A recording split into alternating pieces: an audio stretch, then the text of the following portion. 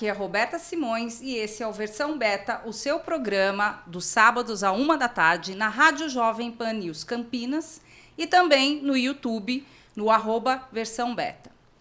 Muito bem, hoje eu estou com 2 convidados aqui. Eles são, vou falar para vocês, o Pedro Pôncio e o Mário Fortes. Pedro Pôncio e Mário Fortes. São 2 jovens ativos na política e ativos na rua também, né? Pedro, eu primeiro vou apresentar o Pedro e aí, Mário, a gente conversa também, tá bom? Pedro, me fala sobre você, me fala sobre o seu livro e me fala sobre tudo. Bom, me chamo Pedro Pôncio, tenho 33 anos, sou casado com a Jéssica Pôncio. Nós somos cristãos, né, acreditamos na Bíblia Sagrada como palavra de Deus e também tem uma história na política, né, de uma vivência de quase 10 anos dentro de um acampamento do MST. História essa que se tornou popular, se tornou pública em 2022 e desde então tenho entendido cada vez mais que eu tenho uma missão que é levar até as pessoas a verdade sobre o que acontece nos bastidores do Movimento Sem Terra e como o Movimento Sem Terra, sobretudo, é um movimento, além de criminoso, terrorista, é também uma seita religiosa com todas as letras. Essa é parte da denúncia que eu tenho feito aí. Apanhado bastante por conta disso, ameaçado, mas nunca desanimado, como diz a Bíblia. Então a gente vai falar um pouco disso hoje. Nossa, essa história vai ser, a gente vai ter que falar bem profundamente. Eu vou mostrar aqui para quem está no YouTube, ver a face oculta do MST. Como sobreviver ao campo de doutrinação. Pedro, isso é super sério, né? Isso é muito sério, né? As pessoas... Como que você chegou lá e como é que foi isso tudo? É muito importante porque o que as pessoas conhecem do Movimento Sem Terra hoje é fruto de uma propaganda de narrativa tendenciosa, né, com viés político-ideológico. Não é o que o movimento de fato é. Você não conhece uma pessoa, um movimento, por aquilo que ela diz defender. Eu posso dizer que eu sou cristão e defender alguma coisa. Mas o que eu combato de fato?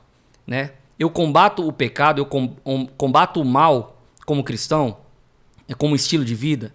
Se sim, eu sou cristão. Se não, eu sou qualquer coisa. Não é porque tem um carro na garagem, não é porque você está numa garagem que você é um carro. É isso que eu quero dizer. Uhum. Não é porque você diz que defende o pobre que você é um movimento realmente social, que faz isso, que pratica, né, essa ideia de justiça social. O MST tem isso na ponta da língua, mas na prática é um movimento que manipula pessoas pobres, que leva para dentro desses acampamentos e que usa essas pessoas como massa de manobra política, né, que usa para voto útil, que usa para ter a mão de obra delas em manifestações, em ações onde há dano do patrimônio público, em ações que se tornam terroristas pelo teor de sequestro, de tortura. Verdade. Existe assassinato no histórico do movimento. Então é um movimento criminoso que se utiliza da vulnerabilidade de pessoas pobres para continuar cometendo esses crimes. E essa é a denúncia que eu tenho feito hoje sobre o Movimento Sem Terra. E que está tudo aqui no seu livro, né? Mas me fala uma coisa, como você começa nisso? É sua família? Que idade que você tinha? Como é que foi? O MST ele existe no Brasil há mais de 40 anos, é importante mencionar. Não é um movimento que nasceu ontem, não são um bando de arruaceiros como muitas vezes eles querem que a sociedade pense, porque um bando de arruaceiro você resolve com a polícia.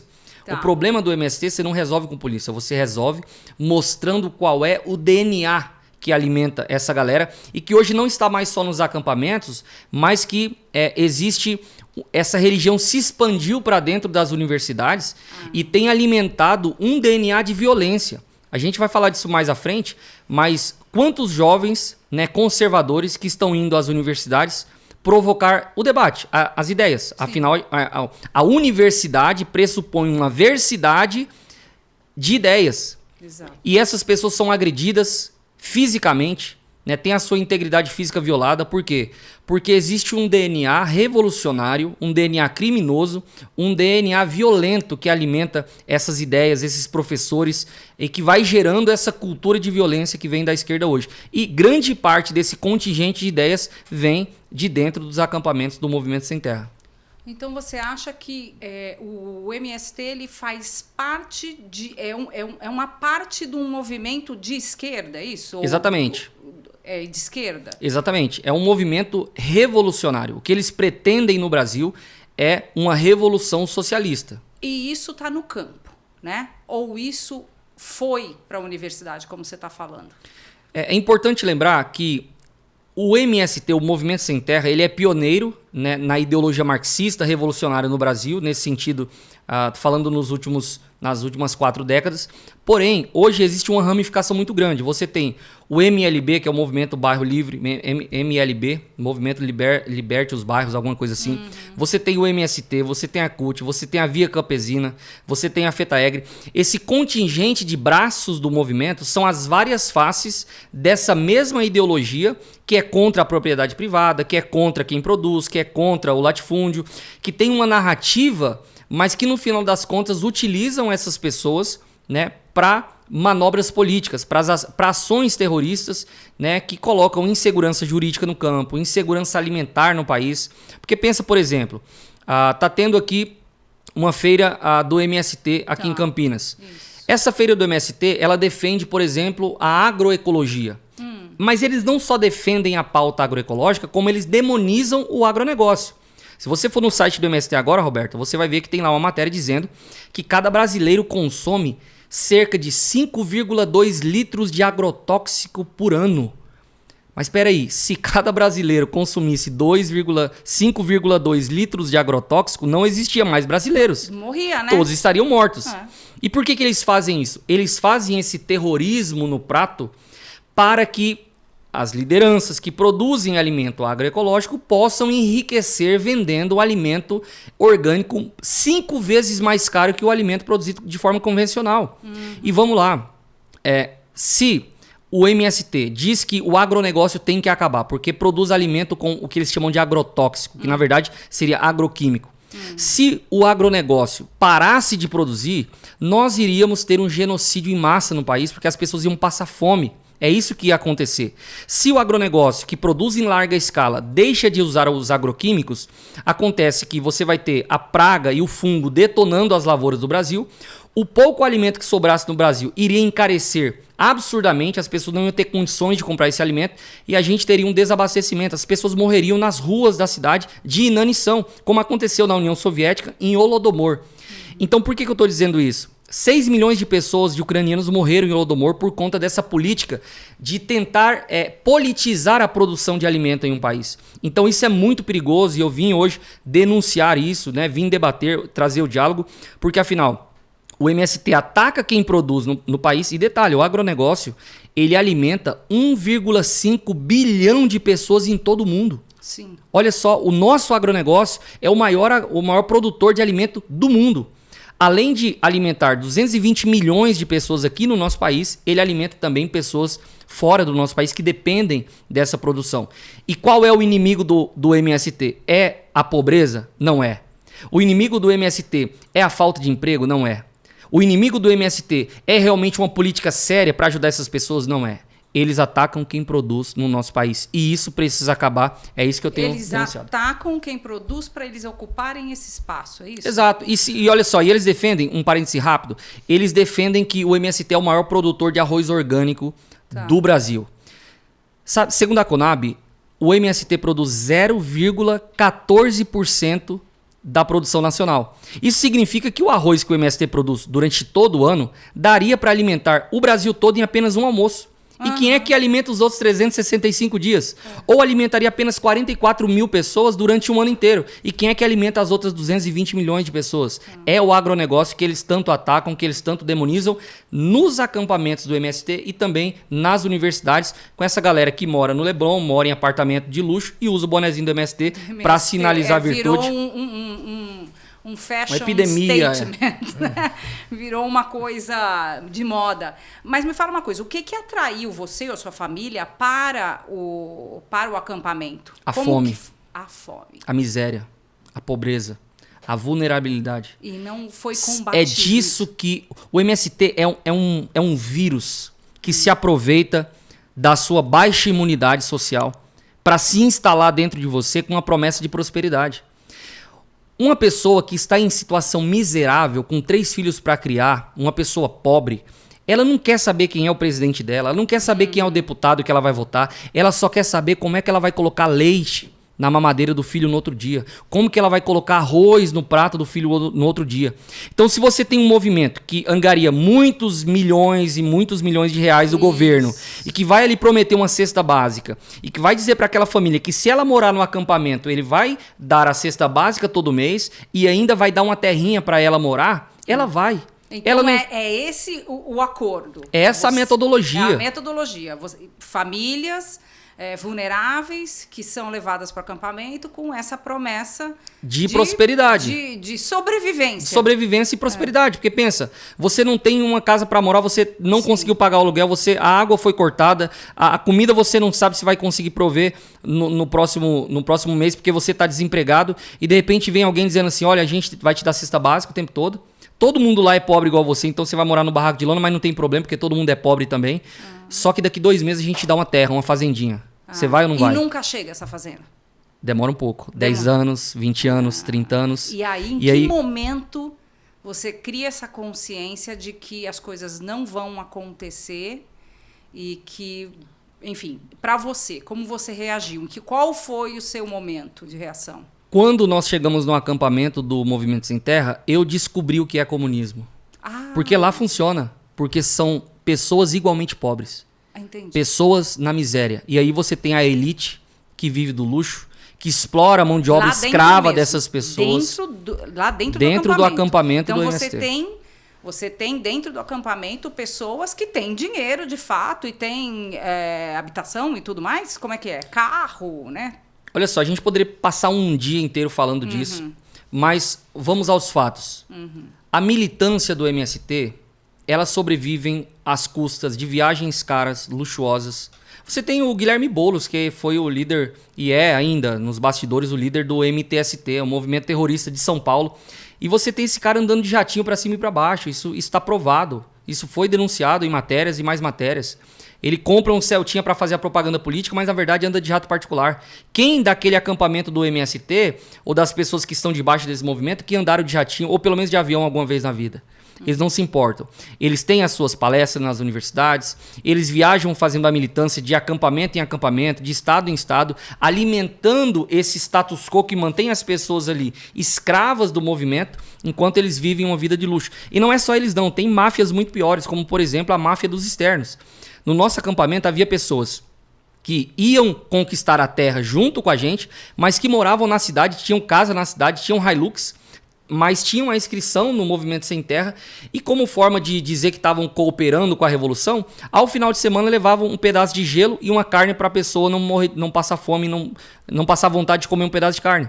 Então, cada interno pobre, miserável, no barraco de lona, tinha um externo que ia pegar a terra junto com ele, mas que morava na cidade, que tinha carro de luxo e que ia lá uma vez na semana aprender um pouco sobre a doutrinação que eles passavam e aguardar que essa terra chegasse assim como os outros. Ô Pedro, aconteceu há um tempo atrás, eu não sei se foi, não sei quando foi, ano passado, né? A CPMI do MST, certo? Serviu de alguma coisa? O que aconteceu? Teve algum resultado positivo? Olha, é muito difícil você punir o MST e a CPMI tentou de várias formas. Não foi a primeira, já, se eu não me engano, a terceira CPI ou CPMI que já aconteceu no Brasil. Mas é muito difícil, por exemplo, porque o MST não tem um CNPJ. Ele não é uma instituição. Ele nem existe como personalidade jurídica. O que existe é um movimento que usam os seus braços institucionais, como as ONGs e as cooperativas, para sugar dinheiro da União, né, e se movimentar e crescer no Brasil, enquanto quando você vai responsabilizar é muito difícil. Teve prisão? Teve, do José Rainha, que é uma liderança que foi preso por extorsão. Mas o mais importante, talvez, trabalho da CPMI, e que eu não pude participar porque eu estava em Portugal, né, mas mandei várias pessoas que também foram libertas do movimento para essa CPMI, como foi o caso da Vanusa, como foi o caso do Liva Costa. O que mais importante talvez aconteceu foi a gente poder mostrar A Vanusa, que é uma senhora que foi agredida de madrugada, ela e sua filha levaram roupas ensanguentadas, mostraram... Essa é a senhora que foi na CPMI dar o depoimento. A Vanusa, é isso tá, mesmo, que mostrou as provas do crime, as agressões.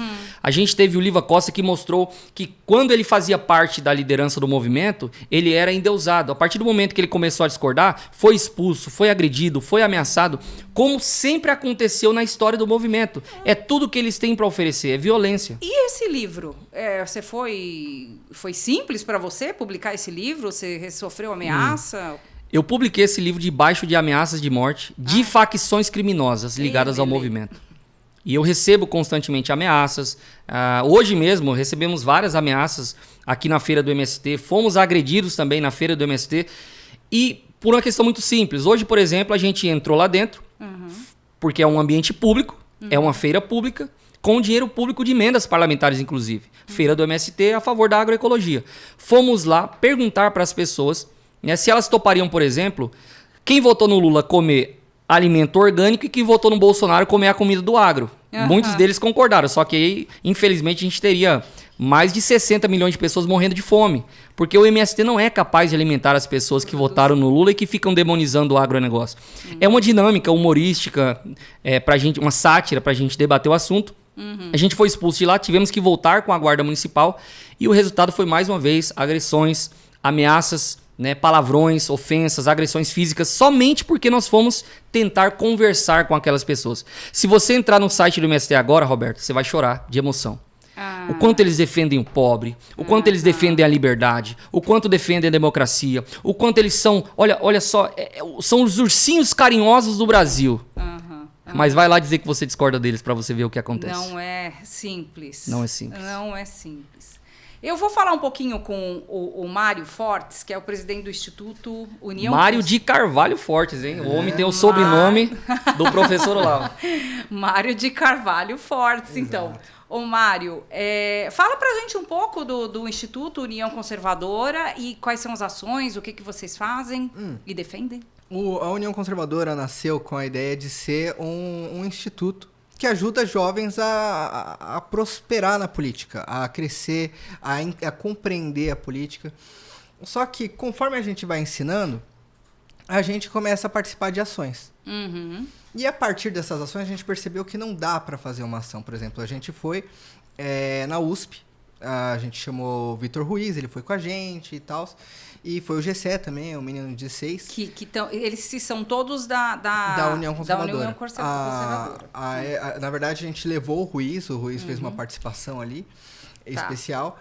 E o que basicamente aconteceu ali? Dentro de uma universidade de filosofia, a gente foi para filosofar, debater ideias e apresentar um projeto toxicológico. Porque a galera vive reclamando, não, tem que melhorar a educação. Como é esse projeto? Explica.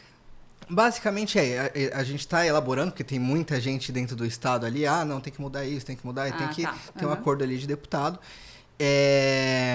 Mas a ideia a cada 6 meses, os alunos passarem por um exame toxicológico. E aí tem a questão do orçamento, a gente está mexendo em algumas coisas para alunos com baixo desempenho fazerem esse exame toxicológico. Só que a gente foi levar esse projeto lá, o que aconteceu? Chute, ameaça de morte. Apanharam. Sim. Verdade. A gente apanhou. Inclusive até... Na USP? Na USP. Na USP. Inclusive, é até interessante por quê? Porque a gente foi apresentar um projeto toxicológico. Debater esse projeto. Sim. Bateram na gente, começaram a jogar na mídia, que a gente foi lá pra tumultuar e tal, e a mídia compra essa ideia. E eu não sei como que a mídia consegue comprar uma ideia dessa, porque a gente tem todos os vídeos, a gente tem na íntegra.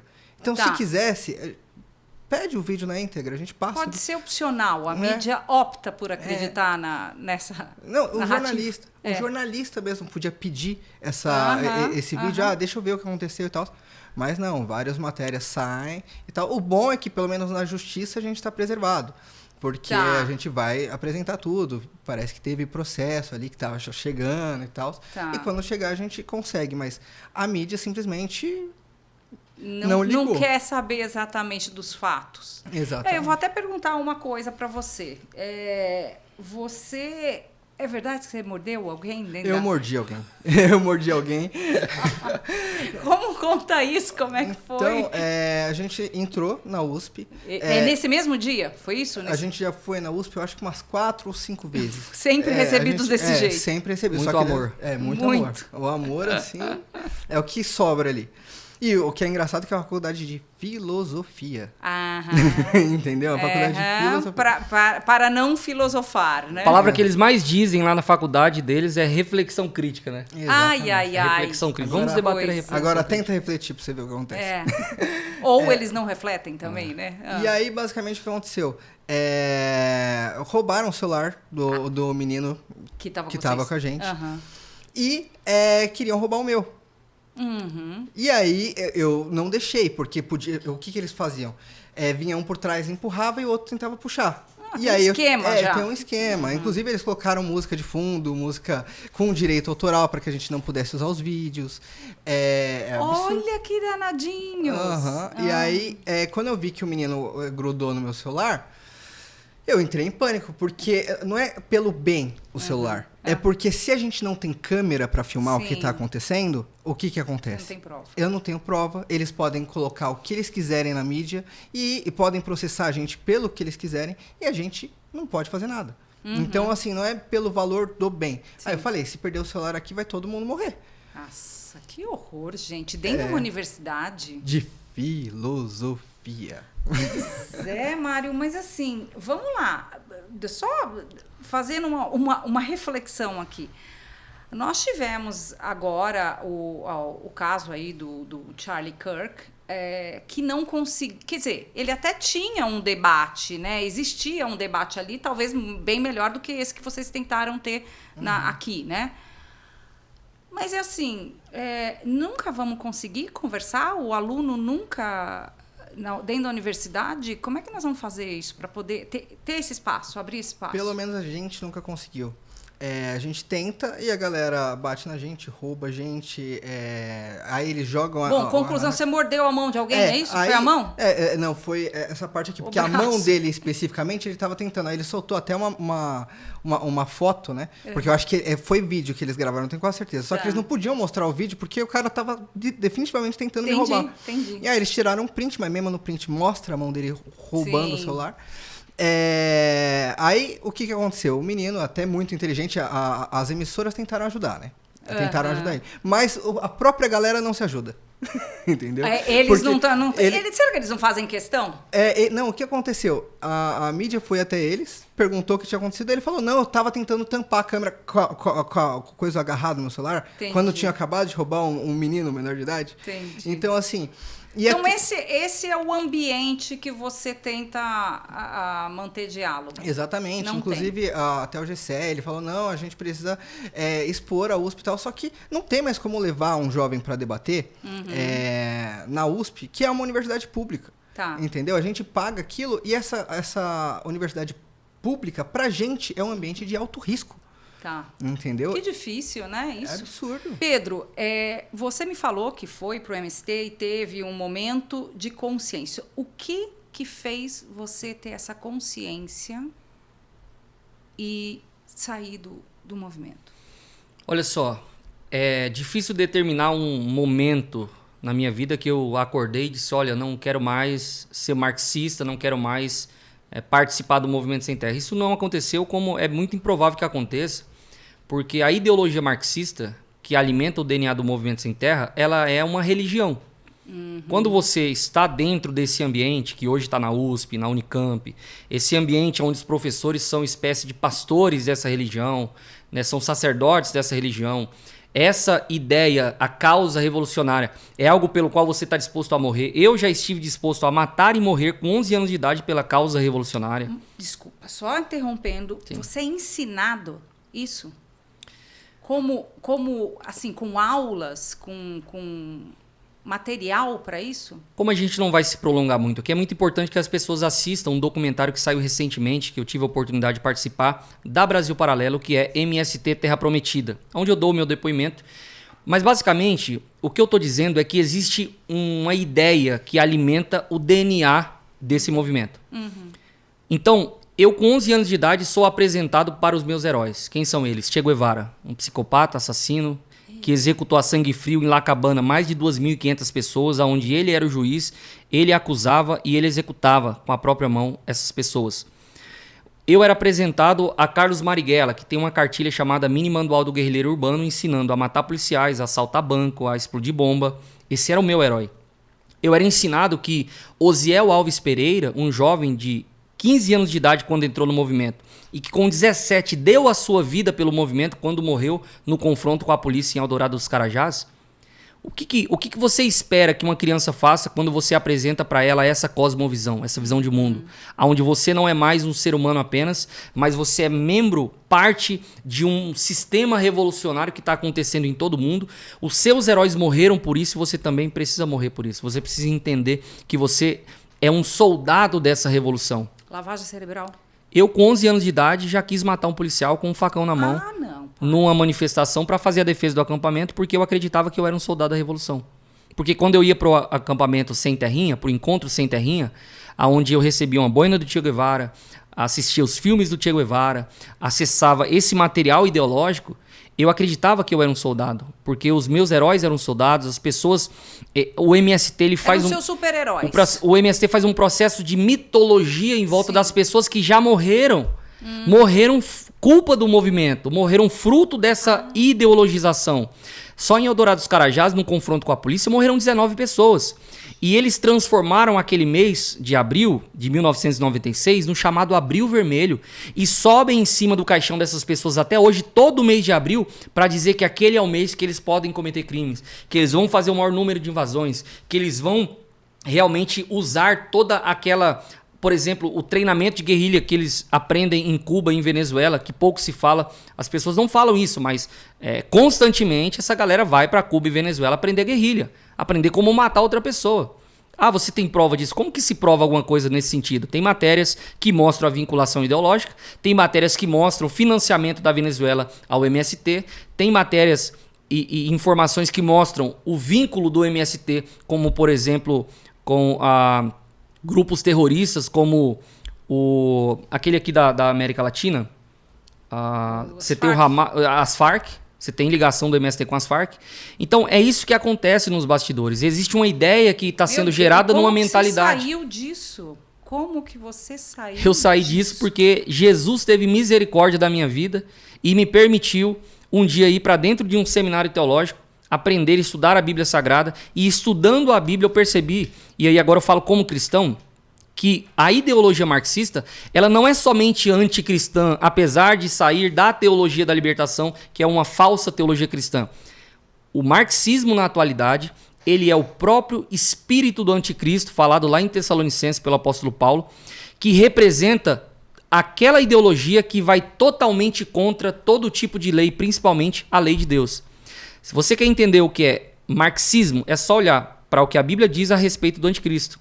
Eles odeiam tudo que se chama Deus, eles odeiam tudo que se chama regra, eles odeiam os conceitos de família, de liberdade, de propriedade privada, da felicidade, da eternidade. Eles anulam tudo isso em nome de um materialismo histórico que diz para você que Deus não existe, que a religião é o ópio do povo e que, na verdade, se nós nos unirmos aqui como pessoas de bem, a gente vai conseguir promover o paraíso na Terra. Isso é progressismo. Tá, e você... Eu até vou lembrar aqui que você é bacharel em teologia, professor de teologia e pregador evangélico. Sim. Né? Além de ex-MST. Mas assim, tá bom. Como que você foi parar nesse... Aonde que foi mesmo? No seu... A minha libertação, a minha saída do movimento? Eu fui assentado, minha família foi assentada num assentamento no Mato Grosso do Sul. Não, desculpa, só uma coisa. Como que você foi parar nessa igreja, nesse lugar? No seminário? No seminário, Eu sempre faço um pano de fundo para que as pessoas entendam. Então vamos lá. Aos 8 anos de idade, família pobre, pai alcoólatra, violento, 3 irmãos, minha mãe evangélica nos levava para a igreja porque o Estado nos abandonou e o projeto social da Igreja Assembleia de Deus nos amparou. Entendi. Então minha mãe tem um encontro com a fé também pela necessidade. Tá. Mas ali ela nos leva à igreja, eu vou para a escola dominical e começo a aprender princípios e valores da fé cristã. Eu entendo que José, ele não traiu seu Deus, mesmo quando foi tentado pela mulher de Potifar, mesmo quando foi preso, jogado na cova, jogado no poço. princípios e valores me ensinaram ali na escola dominical. Então eu vou para o MST com 11 anos de idade, mas já com uma mentalidade cristã formada. De que existem regras, de que existe uma moralidade, de que existe a eternidade. No MST, eu me torno um soldado da Revolução Socialista, mas eu vivo essa dualidade na minha vida e mesmo sem entender, lembrando, eu não sou um teólogo na minha infância, eu sou apenas uma pessoa que está vivendo. E um pastor começou a plantar uma igreja de lona dentro do acampamento do MST. E a minha mãe me obrigava a ir no culto. Então eu ia no culto por obrigação. Era permitido, então, esse pastor? Boicotavam o pastor de todas as formas, mas para manter a roupagem democrática eles não podiam proibir explicitamente. Tá. Então tinha o pastor fazendo culto, tinha lá a missa da Teologia da Libertação e depois eles iam para balada, prostituição, tudo aquilo, mas boicotavam o pastorzinho lá da Assembleia de Deus, mas permitiam. Fazia o culto, então eu participava dos cultos. Então a minha vida no MST foi sempre essa dualidade entre o jovem que estava muito envolvido na militância, mas que também ia à igreja. E eu participo disso até que, quando nós fomos assentados, se torna um assentamento, no assentamento o MST perde a força. Porque pensa, tu passou 10 anos da tua vida em busca de uma terra. A terra prometida. Quando você chega nessa terra, você diz, militância, fica aí um pouquinho, agora eu quero fazer uma cerca, quero cavar um poço, quero criar um gado, quero fazer alguma coisa. Tu vai tentar produzir naquilo. Então o MST perde um pouco de força, nisso eu me aproximo mais da igreja. Mas eu saio de lá, já tocando violão na igreja, ajudando o pastor e tal, ainda com a mentalidade marxista. Sem saber que eu sou marxista, porque afinal, se você quer saber como está a água, a última pessoa a perguntar é pro peixe, ele não sabe que está ali no ambiente. Mas quando eu saio para a cidade, e aí é importante que as pessoas saibam que eu tô com uma camiseta que é uma sátira, né? Vai trabalhar, vagabundo, o capitalismo é maravilhoso. Quem tá no rádio vai entender, ele tá com uma camiseta vermelha do MST, uma bandeira do MST, muito parecida, se você olhar você não identifica o que está escrito, mas na verdade está escrito vai trabalhar, vagabundo. E aqui, o capitalismo é maravilhoso. É maravilhoso. No lugar do facão tradicional, que eles dizem que é uma arma, que é uma ferramenta de trabalho, não é uma arma de guerra, o facão. Eu coloquei aqui uma carteira de trabalho. Porque quando eu chego na cidade, que eu saio do assentamento, porque eu sou um jovem de quase 20 anos, eu quero trabalhar, prosperar, e lá não tem, lá é uma favela rural. O assentamento é um antro de miséria. Eu vou para a cidade trabalhar. A primeira vez que eu pego o meu salário e olho para aquilo e digo, isso aqui é meu. Eu posso comprar o que eu quiser com isso.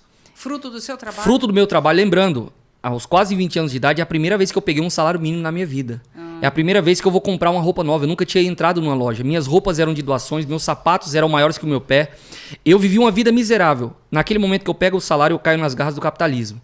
Eu digo, quer dizer que é só trabalhar que eu ganho dinheiro e eu posso comprar o que eu quiser. Roberto, essa história não é mentira. Parece que é, mas não é.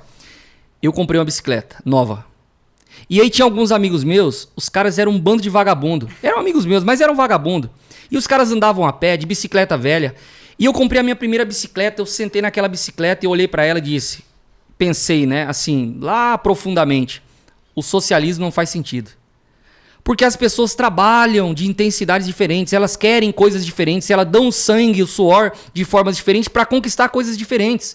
O socialismo não faz sentido porque as pessoas não vão nunca trabalhar da mesma forma. É por isso que tem que ter a dignidade do trabalho, né, e não o vitimismo típico do marxismo. E as pessoas têm que saber que elas conquistam as coisas com trabalho, com honestidade e com dignidade. Quando eu fui por esse caminho, em menos de 2 anos, Roberta, trabalhando na cidade, eu já tinha saído da bicicleta para uma moto, saído da moto para um carro, aluguei uma casa grande, mobilei essa casa, prosperei, comecei a trabalhar com venda.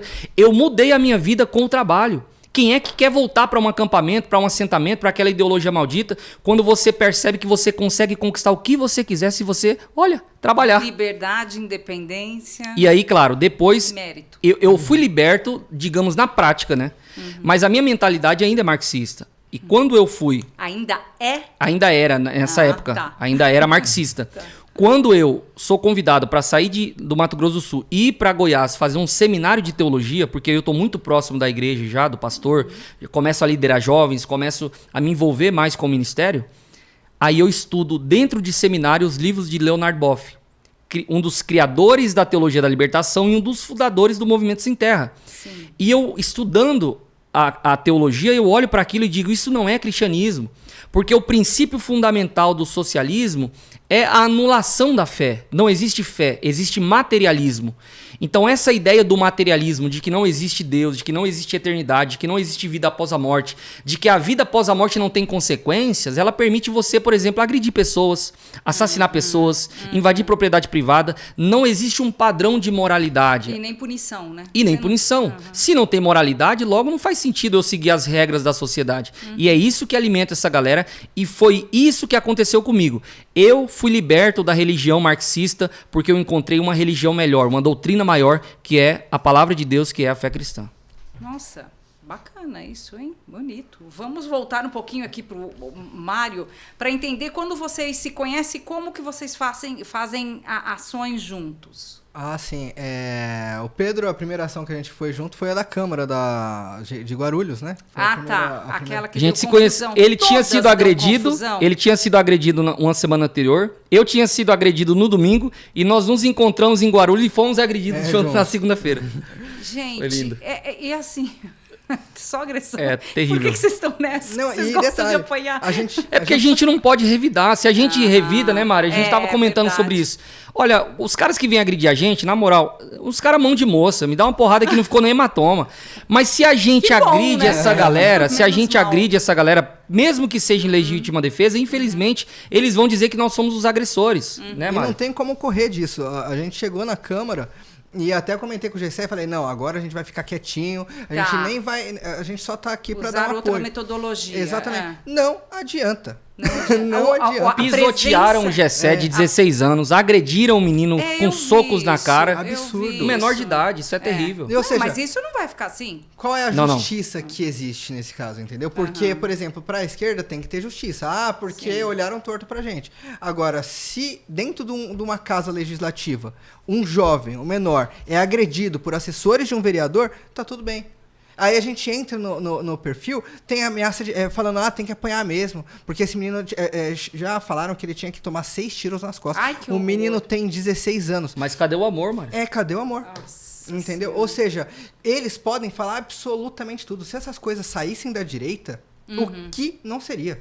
O Tá. que não seria? Vocês são de direita, é isso? Sim. Vocês Somos são... de direita, somos Me explica conservadores. rapidamente, assim, o que é ser de direita? Basicamente, ser de direita, eu digo uma direita mais conservadora, é a gente dar valor àquilo que a gente tem hoje. Entendeu? A gente não querer destruir como uma revolução esquerdista e tal. Não, tudo tem que ser jogado para cima. Não, a gente tem uma base que a gente tem que dar esse valor para essa base.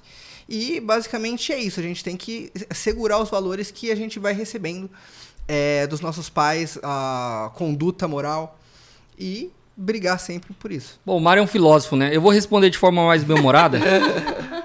Você depila o seu sovaco, mulher. Você não é de esquerda. Você é a favor da família, homem. Você é de direita. Você é a favor da sua família, você quer proteger os seus filhos, você quer que a doutrina que o seu filho vai ter saia de você, da sua fé, daquilo que você acredita. Então você é alguém de direita. Agora, se você não trabalha, se você não depila, não toma banho, não faz a higiene, fuma maconha, é vagabundo e realmente está colocando a sua vida num destino que vai te levar pro inferno, então você é de esquerda. Ai, meu Deus. Se você é coerente... Assim, não tem meio do caminho, é Então, só isso. se você é mais ou menos coerente, isso. você já é de direita. Porque se tá. você para analisar os movimentos da esquerda, por exemplo, eles falam sobre as minorias. Tá. Só que, por exemplo, você olha um Guilherme Boulos, por exemplo. Tá. Ele representa qual minoria? É. Ele, de fato, uma pessoa... A do Celta. Assim, é A absurdo. turma do Celta. Aí o movimento LGBT fala, não, só que defendem... Mas você viu que tá separando Eu agora, vi, né? eu O vi. movimento LGBT tá querendo cortar ali no meio, ficar LGB, o quê? Eu não sei. É o movimento LGB, acho que da Europa, rompeu com o rompeu, movimento né? LGBTQIA+, porque entendeu que essa ideologia de gênero, como eles querem colocar goela abaixo na sociedade, é uma alucinação, uma histeria coletiva. É um homem que é homem, XY, olhando pro espelho e dizendo eu sou uma mulher, e eu quero direitos de mulher, e eu quero fazer exame com o ginecologista. Então, sim, a gente caminhando para um absurdo que abre um precedente pra gente ter os Therians, os cavalos, os pôneis, Verdade. o rato e os A jumentos. audiência não vai saber nem o que é Therian. São pessoas que acham que Que se são identifica como animais. com animais.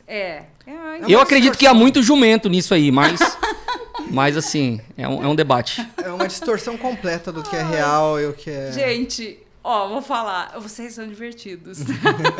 E essa história é bem profunda. Eu acho que vale a pena ver esse documentário que você citou. MST Terra Prometida Brasil Paralelo. Brasil Paralelo. Eu assisti, vi você lá e fiquei bem impressionada mesmo. Vamos falar aqui do livro, porque nosso tempinho já está acabando, mas aonde a gente encontra o livro? O livro A Face Oculta do MST, Como Sobreviver aos Campos de Doutrinação, está em todas as livrarias online conservadoras do Brasil. Está na livraria da Ana Campanholo, professora, maior autoridade antifeminista do Brasil. Está na livraria do nosso amigo Nicolas Ferreira, maior autoridade política do nosso país hoje, na juventude. Está na livraria do professor Olavo, do Eduardo Bolsonaro. Você encontra na Amazon também. E se você for lá no meu Instagram, @PedroPônciosP, na bio do meu Instagram tem o link para você adquirir. E tem também um livro de bolso que você pode ler em um dia, de uma forma bem rápida, e também presentear alguém, que é O Mínimo sobre o MST, que é um resumo, basicamente uma síntese desse livro, vale muito a pena. Então você encontra aí em todas as livrarias do Brasil. Muito interessante. Tenho certeza que você falou coisas aqui que ninguém imaginava. E é importante mencionar... E vai refletir, eu espero. É importante mencionar que você não vai encontrar o meu livro na lojinha do MST. No Armazém do Campo. Acredito que não. Mas Mário, você, me fala o seu Instagram. Na verdade, eu como personalidade... Não tem. Eu tenho mas só você um Instagram tem do Instituto. Da União Conservadora, quem tiver interesse em participar, em crescer politicamente, aprender como desenvolve na rede, como trabalha dentro da política, não só fazer uma militância, mas saber articular uma lei, por onde ela tem que passar, quem é que deve aprovar, como que funciona uma obstrução. Se você quiser compreender melhor a política, pode seguir uniãoconservadora.br no Instagram. Eu queria só deixar um abraço aqui para um grande amigo meu que está nos acompanhando aqui hoje, Israel Júnior, o brabo de Campinas, Pastor Israel, escritor, é pregador, o homem é forte. Nós vamos chamar ele aqui, nós vamos bater um papo com ele aqui. Meninos, muito obrigada. Eu acho que vai ser polêmico, mas eu acho que vocês não têm medo disso, de apanhar. Eu tenho um pouco. Mas é isso. Gente, muito obrigada. Até sábado que vem, à 13h.